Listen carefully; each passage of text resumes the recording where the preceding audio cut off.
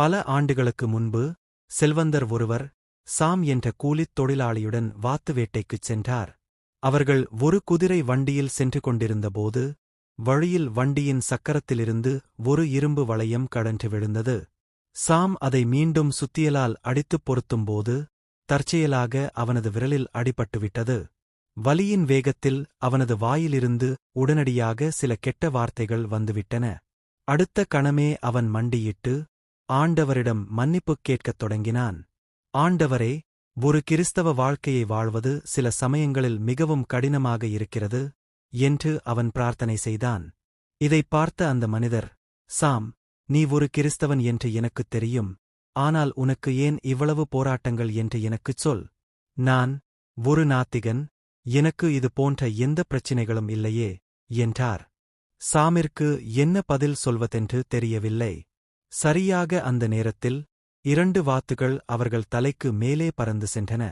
அந்த செல்வந்தர் தனது துப்பாக்கியை உயர்த்தி இருமுறை சுட்டதால் வெடிச்சத்தம் கேட்டது.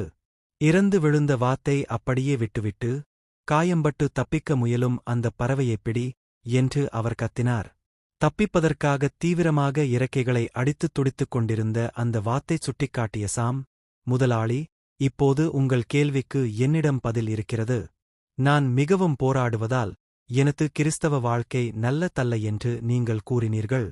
இதோ, நான் தான் இந்த காயமடைந்த வாத்து, பிசாசிடமிருந்து தப்பிக்கப் போராடிக் கொண்டிருக்கிறேன்.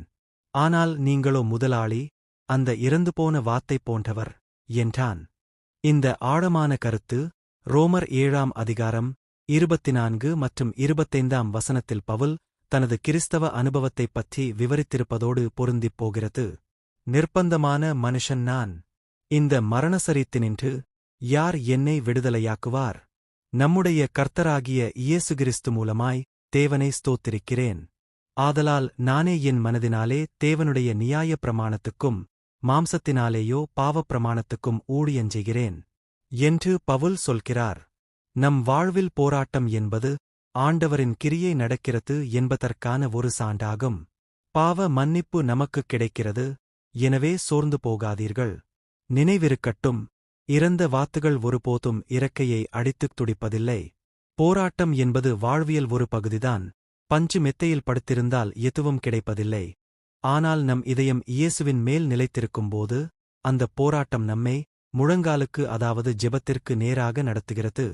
இயேசு நமக்குள்ளே வாழ்வாரானால் பாவம் நம்மை மேற்கொண்டுவிட முடியாது. ஆமேன்.